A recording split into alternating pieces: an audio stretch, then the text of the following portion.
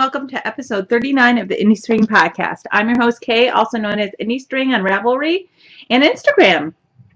So if you'd like, come join me. Instagram, somewhat new. I always encourage everyone to join the Ravelry group, and now come find me on Instagram. So I hope you guys had a good week. I did. Except for the podcast stuff, but we'll get into that later. So what's going on in the group right now? We have the Winter is Coming KAL. We're giving away 2 prizes with that. This KAL runs September and October. One of the prizes is a skein of Madeline Tosh Sport in the Vanilla Bean colorway, and a free pattern up to $10 of the winner's choice. So there'll be 2 winners. My KALs are pretty wide open if you haven't participated before. They're pretty easy. Anything fiber related, knitting, crocheting, felting, weaving, spinning, anything that uses fiber can be entered. You can enter as many times as you would like for however many finished objects you have. They can be started before the time period, but they must be finished in September and October. You just have to be a member of the group and post an FO in the FO thread. So easy peasy. I try to include everybody as much as possible and make it fun. Part of it for me is just seeing what everybody's working on and what everybody's doing. And so I like participating with other people and seeing what's going on. I don't have a knitting group, and I don't know any knitters, really, except me. So I really like the whole aspect of seeing what you guys are creating and knitting together in a group. So hopefully you'll come over and join me. It's a pretty easy KAL. What else is going on? So it's been a week since I updated, but prior to episode 38, it had been 2 weeks. And why had it been 2 weeks? I seem to be having consistent and continual problems with my hosting site. What does my hoster do? In podcast talk, it sponsors iTunes, basically. It's where my iTunes feeds come from. So I know the majority of you watch me on iTunes, so it's very important to me that I could try to get it up as quickly as possible. I am going to apologize that I've had so many problems. I've had double episodes not update for a week, and then all of a sudden 2 push through, some other issues. What's basically happening from my perspective or point of view, the little that I know, which is not much, is that my hoster is updating their site. They continually give me more preferences, more presets that I can do. They give me larger files that I can upload, more formats available. So they are improving it. However, every single update they do, which seems to be almost bi-weekly at this point, tends to crack the delicate balance of it totally working great and I have all these options to being completely freaking useless. It is pretty much at least every other week completely useless. This last update was so bad and my problem was so significant that I had the lead developer working on my problem for 3 days. So I don't know why it's me. I'm assuming other people are experiencing these issues. I don't want to move. Prior to this point, it was a great site and I never had problems. I'm hoping that they're just going through some growing pains and acquiring new tools to be more widely acceptable and attractive. And hopefully it'll go well. This very long and somewhat boring story is basically to tell you that when something happens, I give it a day or 2, and then I go ahead and I post to my Ravelry group. So if you don't know what's going on, or you think I want to watch an episode, where's one, when is one coming out, I typically update there in my updates thread. So just go there, check it out, join the group, and then you'll be up in the latest and greatest news. I would tell you that almost everything in that thread is me saying, my hoster is having a problem. What are you going to do? Okay. What are we knitting? So let's start with this. So I really try to knit something small and something big at the same time. It tends to balance itself out. Something small I can take with me in my car or go to work, so I can knit on it during my breaks. So I decided that I would knit the chevron scarf, which is a free Ravelry download. This is out of my hand spun, which is a mixed BFL. It is a single ply out of a nest fiber. While I love this, I think that this is beautiful, and I actually really like the way it's working up. And if I could keep this, I would. However, I only have this much fiber left. Somewhat of a problem. No worky. So I haven't decided what I'm going to do, if I'm going to see how long I can get it and then see how I can attach it so it will actually work. If I attach lengthways, that is how big my opening is. Obviously not big enough. And if I attach the long ways, it's too narrow as well. I haven't decided what I'm going to do. Most likely I'm going to rip this out. This is about a worsted weight single. It is on size 8 needles. There's a few things I would have done differently had I not just grabbed yarn and a pattern and walked away. So really, a hand spun, I probably should have aimed for more of a sport weight when I picked out the hand spun and what I was going to use, not a worsted weight. A sport weight with more yardage, which I have some, so I will be knitting this again. For a worsted weight, with the limited amount of yardage that I have, because I only have 4 ounces of this, one skein, I would have, instead of doing these 4 separate panels, I probably would have made it smaller, and I would have chopped off this panel over here to gain extra length. Other than that, the pattern is fine. It's easy peasy, and it's very relaxing to knit. It's a 2-row repeat. So, I will be knitting it again, but I will be ripping that out. So, sorry, that's kind of a bummer, man. I've had some knitting mishaps lately. The second thing I'm knitting is kind of a story. So I'm knitting the Tanqueray by Baby Cocktails.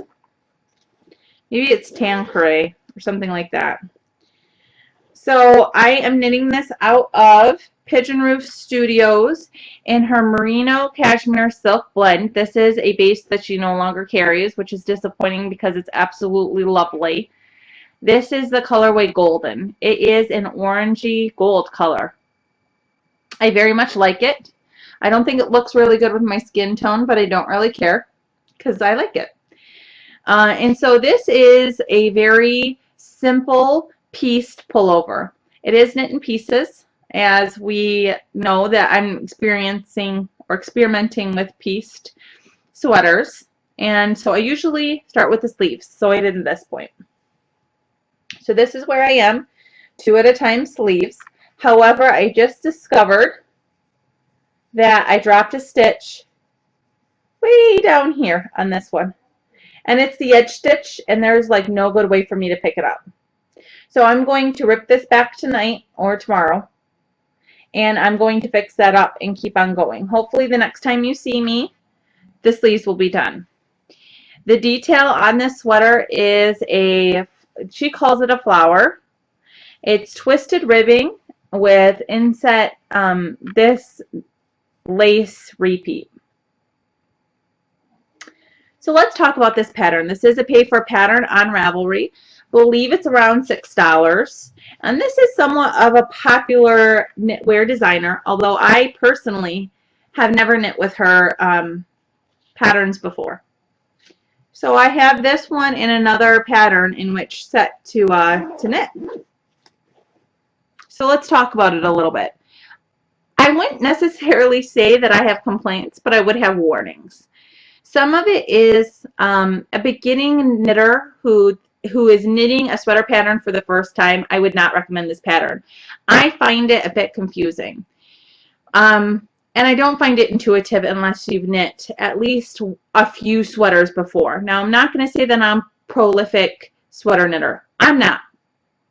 However, there's some things like it says, knit to the last 2 stitches, make 1, knit 1. And any other pattern that I have ever knit before, it would have said, knit to the last stitch, make 1, knit 1. So there's things like that that I don't really think you can totally figure it out. I mean, it's not necessarily hard, but I think when I was, at least was a new knitter, I doubted myself more and I would have searched for some kind of answer. There's also some instructions that I'm finding extremely confusing, and I knit a lot from patterns. Um, I just honestly cannot find the answer anywhere.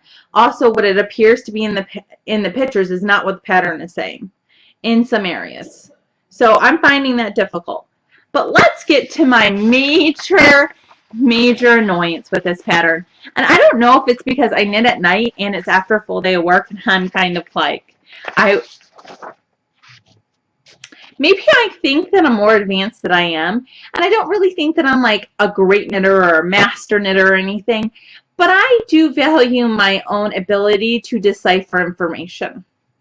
It's partially what I do for a career. So what I've always done in my professional life is decipher information and make it digestible, not only for myself but others. So let me talk about the chart. I knit as much as possible exclusively from charts.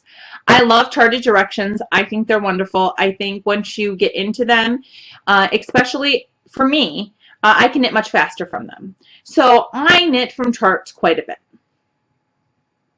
So I was knitting from the chart in this pattern. Now I will caveat that I was not a good knitter. I did not read completely through this pattern before I started knitting it. If I would have, I don't know if I would have knit it, but I'm I'm going on because I really want the finished object. So this is what the pattern says for you to do. Knit and stitch below. I don't know how many of you have done that. Let's explain it. You basically knit into the stitch directly below on the needle. So the last row that you knit below it and you pull through and then you drop the current stitch off. Great. This is literally what it says. Knit into stitch below, inserting needle from front through the stitch in the row below. Easy peasy. Did it, no problem. Proceeded to knit 3 rows. And I'm knitting 2 sleeves at a time, so I'm going across both sleeves. However, that is not reality. So this is verbatim what the pattern says. So I went back to the pattern away from the chart, and it says, knit and stitch below. Detailed instruction in case the legend does not do it for you. I'm just going to show you this because I find it so annoying. I was going to read it. However, I'm going to cover that up. That is how long the instructions are for the knit and stitch below. That was 1 sentence in the chart. That's how long it is. Now, yes, some of it is more detailed. However, in reality, instead of just knitting in the stitch below, you need to make 2 extra stitches. So you end up with 3 stitches out of that 1 stitch on your needle. And there was nowhere indicating that anywhere. In addition, in the chart, after you get done with that stitch, typically when you have increases in a chart, I don't know how to say it, like, it will be reflected in the chart. So those 3 stitches will have a corresponding, those 2 extra stitches that you made out of. So instead of 1 stitch, you now have 2 plus your existing stitch, you have 3 stitches. Those 2 stitches will be built into the chart. And so when you're knitting it from the charted instructions, you can clearly see that you have those increases, and then it tells you what you're supposed to do with those increases on the preceding row. This chart does not do that. It acts as, in fact, you only have 1 stitch for those 3 stitches. And I guess what I'm more annoyed at is that I found it personally condescending. She probably didn't mean it that way. And this is nothing against the designer. It's just, I was really annoyed. The detailed instructions, in case the legend doesn't do it for you, the legend, let's be honest, and the chart are not reflective of what you're supposed to do. And in no case could you just have figured it out from those two things. There is no way that anybody could have figured it out unless you have knit this particular stitch pattern before. There is just, I don't think that a sane person could have figured it out. So that's what I'm talking about when I don't think this is a beginning sweater pattern. I think it's a lovely pattern. I think that the finished object is going to be worth it. However, I do think that in this particular pattern, I would really recommend anyone to knit from cover, the entire pattern, all 7 pages of it, every single word.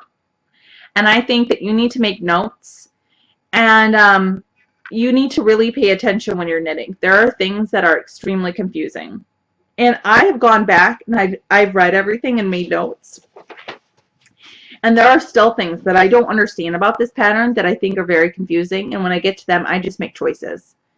And so I haven't been frustrated by a pattern in a while. And I guess for me, I don't need everything spelled out for me. However, if you're going to put instructions in there, I want them to be right.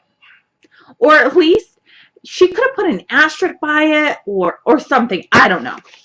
You know what? I'm just complainerson. But yeah, I'm just going to leave it. I guess I'm just complaining about this pattern. I would recommend it to a person who really loved the finished object, who wanted that sweater and was an intermediate sweater knitter. I would say go ahead. Just be very cautious. Make sure you trust in yourself, and if something isn't right, you just change it, because that's what I'm doing. I'm just changing it as I go on. Like it says, the sweater length, once you get done with the increases, it's between 13 and 17 inches. Okay, that's 4 inches of difference. Is it supposed to be 13? Is it supposed to be 17? If it's supposed to be 13 or 17, am I supposed to knit straight after that? It doesn't tell you. It just says start the sleeve cap. So I believe it's going to be 13 inches. If you want it to be full length, it should be 17. And in between, for the 4 inches, you should just knit it straight. However, the diagram does not show you that. And also the detailed schematics put the length of the entire shoulder more at the 17 inches. It says sleeve length from edge to armhole is 18 inches. It's actually 19 for the one that I am knitting in the sides, but in the pattern it says 17. So there's things like that that it just doesn't tell you what to do. So you have to be somewhat intuitive and just kind of say, okay, well, if I want a long sleeve, then I'm just going to have to knit straight because I'm done with my increases. Or adjust my increases so my increases don't happen so rapidly on my sleeve. And so it's not billowy, it's more tight. So, I don't know. We'll see. It'll be a fun little adventure we can take together. That was a really long time in one pattern. I apologize. I usually don't take so long, but it's super frustrating me. What's going on next? So I'm totally, oh no, I have more. Oh, I have more, not next. Sorry. Okay. In this bag is what you have all been waiting for a year. That's right. I finished the knitting on my leaving sweater by Ann Hansen, which I knit out of Madeline Tosh Sport in the Vanilla Bean colorway. I knit this on US size 3s, 4s, and 5s.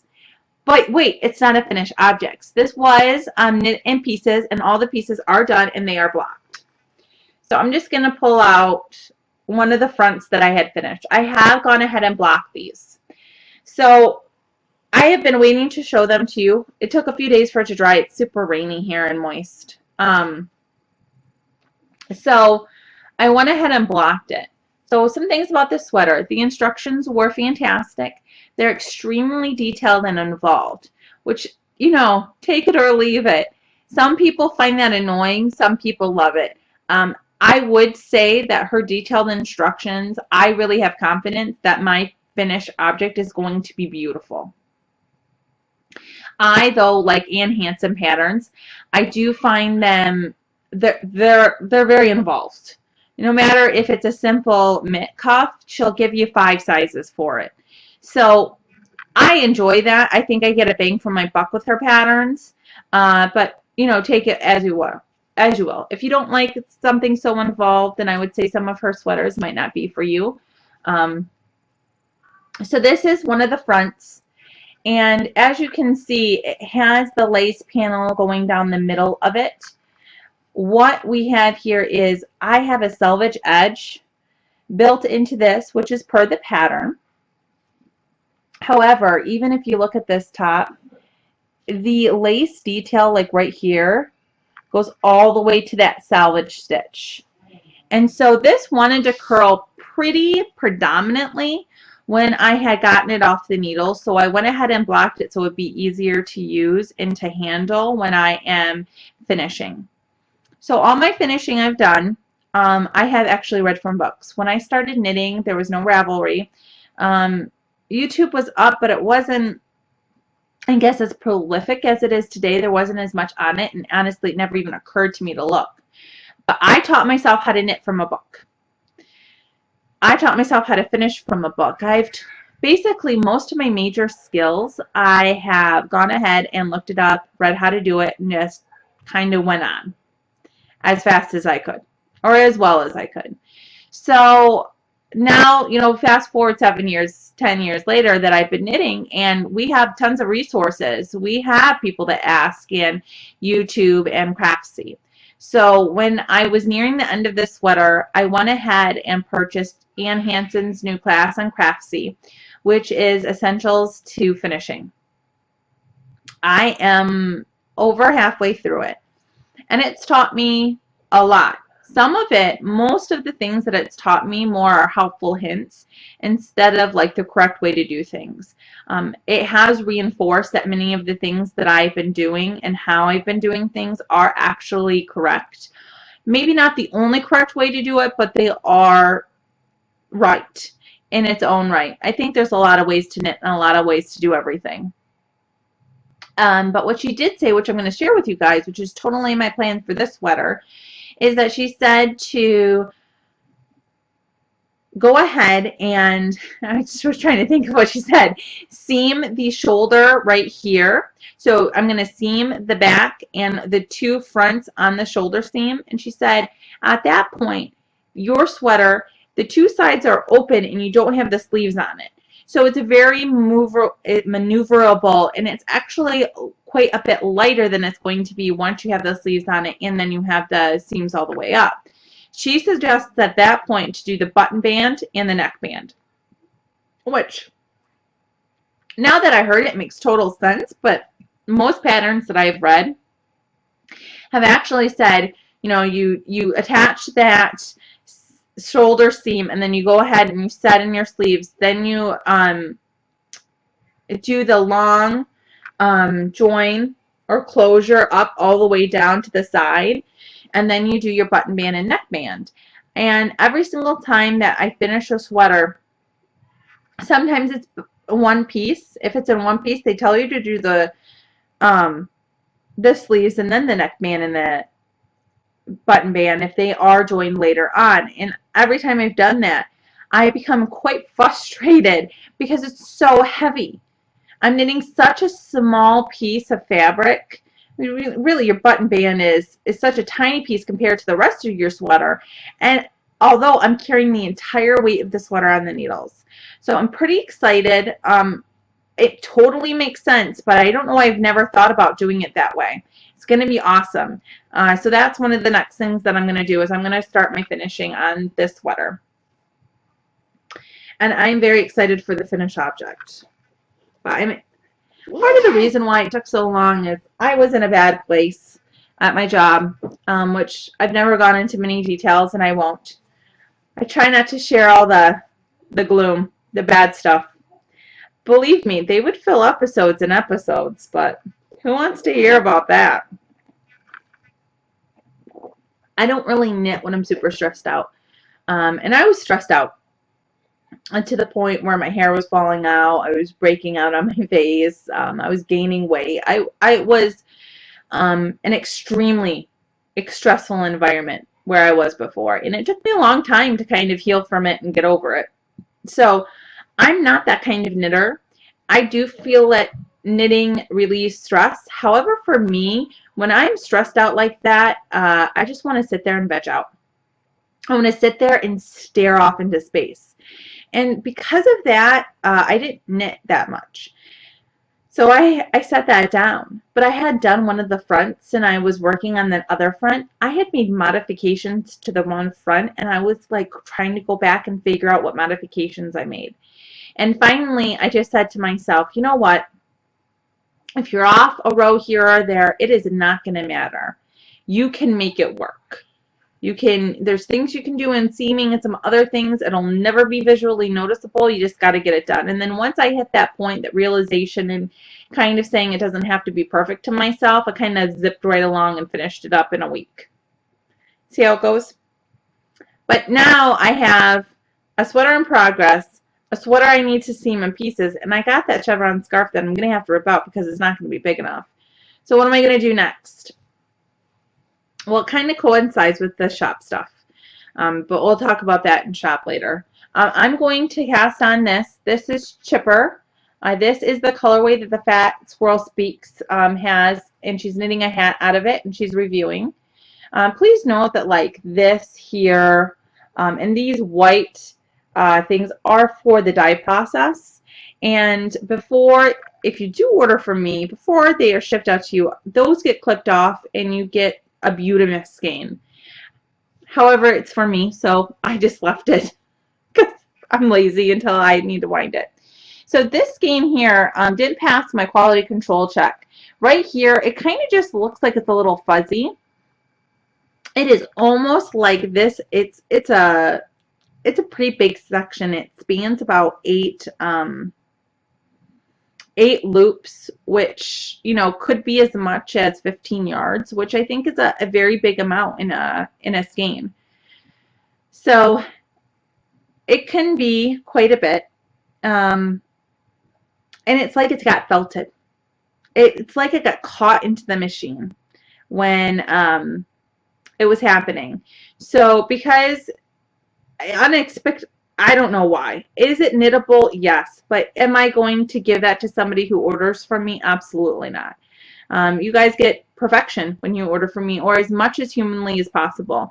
I'm going to try really hard to send the same dye lots, to make sure everything's matching, to give you the most pristine skeins you can. Not to say that every now and then a knot in a skein doesn't fall through the cracks or we don't see something, but as much as possible we try. So what happened is that I saw that, and so I threw it into the Chipper colorway to complete out a dye lot, and I am going to knit with this. I'm going to knit Raw Honey, which is a set of fingerless mitts, and the pattern's by Alicia Plummer, and it's actually going to match a hat that I knit out of my worsted base as well. So I'm going to have a set. So I'm excited, and I love this colorway. It is a pumpkin orange. It's very nice, beautiful, maybe sunset orange with green. I'm excited. I can't wait. I'm gonna wind that up tonight and get that started so I can, knit at work. Life is hard sometimes. I'm gonna knit at work. Okay, so what's going on with finished objects? I had like a slew of finished objects last week. It was great. But two of them weren't blocked, so I went ahead and blocked them this week. This was a blocking week. I did that sweater and I did two other finished objects. So this is the Patagonia Shawl by Stephen West, and it is a knit out of my hand spun out of the Becoming Art and MCM blend, which is merino, cashmere, and nylon in the New Moon colorway. It's a little smaller than I thought it would actually turn out. I don't know why some of those looked so large. I think that possibly I needed more yardage. I did have two skeins of this, but only wanted to dedicate one to the shawl. And to be quite honest, This shawl at the end had a lot of stitches on the needles, and the rows were becoming 35 or 40 minutes at a time, and I kind of wanted it to be done. I didn't complete that skein to its full possible potential. I mean, I think I had way less than I could have used on one last row, so I knit as much as I could, and it is respectable length. I do really like the finished object. I think it's funky and a little fun, but that'll go into the gift bin. So it's all set. We'll put it in the gift bin and we'll see who gets it this year. The second thing that I went ahead and blocked is the baby bonnet. This is knit out of Classy in Dream and Color Classy in the Petals colorway. And that is one side, and then this is the other side with that cute, cute button. And this pattern is out of More or Less Knitted Gifts by, it'll be in the beginning. I'll put it. But it's lovely. And everything about this makes me happy. But this is for a coworker that is having a baby girl. So I have her baby shower in about a week. I wanted to recommend this pattern. I knit this in a night. If it was wound up and I sat down and I knit it in a night. This really did take me 2 to 3 hours, I mean, to knit, to finish, to sew on the button and everything. It is a very quick pattern, and it is cute, cute, cute. So I would go ahead. I'm actually probably going to knit 2 or 3 more of these out of the skein that I have, because it uses so, I mean, just tiny bits of yarn. And it's knit on size needles. So size 9 needles. Sorry. Whew. So there you go for that. Okay, so that's all done. And now I'm going to move into shop stuff. And then after that, I'll have rants and raves. So it's going on in the shop. Everything's going great. What we're doing, if you haven't noticed, is once a week on Wednesday, Thursday. It's usually on Wednesday. We go ahead and release a colorway. So the last colorways that are released or being released this week is Silence. Silence is a green, blue, brown, and it is pretty. So very, very pretty in person. And Silence is for the woods. So I grew up in the country. I grew up in the middle of nowhere, and I can remember being in the woods. And while it's not silent in the woods, it's peaceful. There's a kind of silence about it where there's not people chattering about, there's not technology, there's not the radio, there's just not. It's a type of silence that I really enjoy. So that's why that is called that way. That's the feeling I get when I'm in the woods, is silence. The second is that is going to be released is the colorway Chipper, which is this orange colorway, and that is what is being reviewed by the Fat Squirrel Speaks. So if you haven't, I was reviewed, or the yarn was reviewed by 3 podcasters: the Knit Girls, the Stockinette Zombies, and the Fat Squirrel Speaks. Please go watch them if you're not watching them already. They are great podcasters, and I love them. If anyone else wants to review my product, please get a hold of me. If you have a blog or a podcast or a designer, I'd be happy to talk with you. And what I was really looking for in these podcasts is just kind of some feedback. Part of Indie String, or part of what we're trying to accomplish, is having a complete independent line. So we are getting the fiber, getting it spun, we are dyeing it ourselves. Everything about it, we want it to be independent. Everything that we put in your packages, as much as possible, we're trying to get independent. So like I ordered buttons this week. I ordered them from an Etsy US made husband and wife team. As much as possible, everything that I'm doing or that we're doing together, we're trying to support the U.S. economy, U.S. businesses, and small businesses.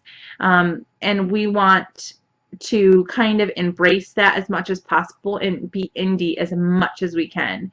This is an American-made product. It is milled and hand-dyed in Michigan. We are doing everything we can to try to make it low impact and available and sustainable. So that means that We are, doing hypoallergenic soaps, so, it doesn't cause allergic reactions, and we are trying to make it as though you get a present in the mail for yourself. So we just wanted, or I wanted some feedback in saying, hey, this is a Falkland yarn. There's really no Falkland yarns out there, and Falkland itself is different.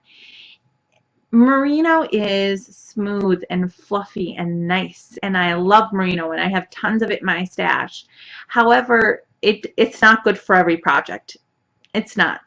I wanted to do something different. Falkland is a great yarn, and in the new Ply magazine, it talks a ton about Falkland. So if you have that or haven't gotten it, pick it up. Uh, I love Ply. I think it's a great magazine. I wish everybody got it, especially if you're a spinner. You definitely should subscribe to that magazine. But it has a great article about Falkland. Excuse me.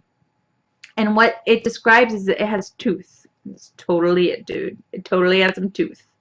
And it's just got some grab to it, which doesn't make it as smooth, but I wouldn't say it's not next to skin soft. I find it fine. I mean, I'm knitting hats and gloves and cowls, and I'll knit sweaters and shawls out of it.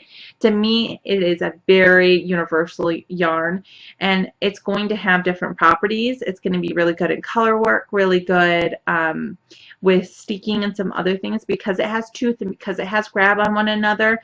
When you steek something, it goes ahead and it will limit the amount of any pulling, because it will grab on its neighboring fibers and keep that in place. So please go out and watch them. Tell me what you think. I'm very excited and happy that they agreed to do this for me. If you guys have any ideas or want to have someone else review it, please let me know, and I'll try to make it happen. No harm in asking, right? But I'll go ahead and I will input 2 pictures, one of Silence and one of Chipper, so you guys can go ahead and see those. Please go ahead and check out the shop if you like them, and tell us what you think.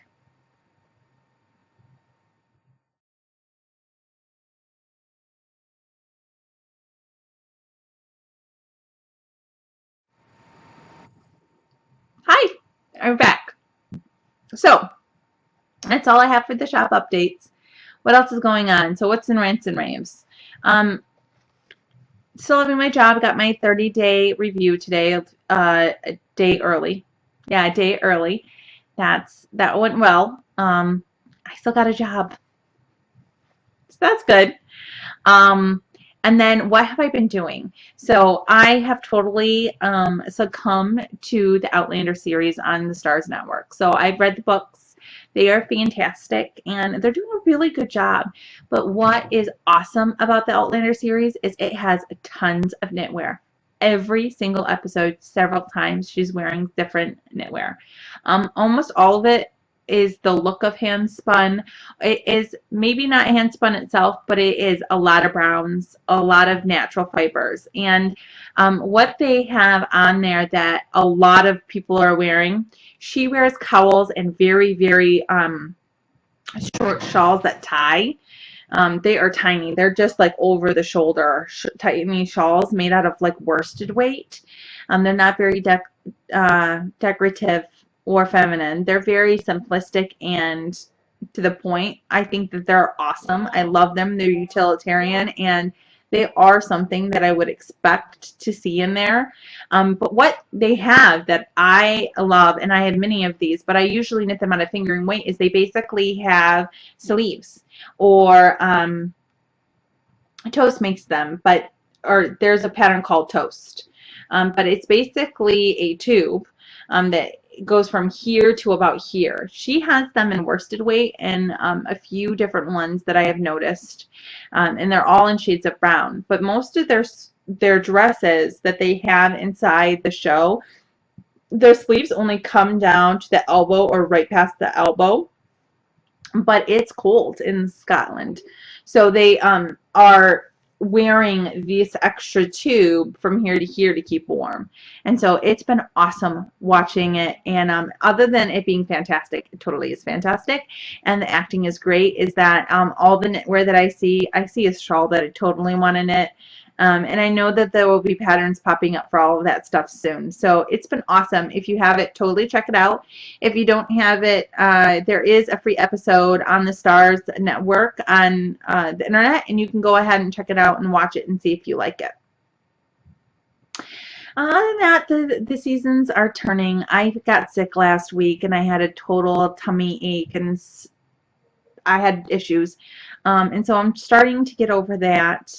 And, you know, everything's kind of just falling into place. My job's really great. I do like it. I like who I work with. I have not one point of complaint other than I like to be really busy. So we'll see how it goes. I'm just trying to take it easy and trying to digest things in smaller portions. Usually I'm such a person that I'm a leap, all in kind of person all the time. And I devote myself to things. And so it's very hard in life for me not to do that, not to just be kind of like a bulldozer and on a bullet train and just dive through things. And I'm trying to do that both in this new job and with Indie String. I'm trying to really be conscious and slow and focus on what really needs to be done and what needs to be done well. So, I don't know, you guys. I miss talking to you, and I hope that you're having a wonderful week. It's full of awesomeness, and we're going to talk really soon. So get some time this week to sit down for yourself, hopefully a little bit each day so you can knit and knit with some love, you guys. We'll talk to you soon. Bye.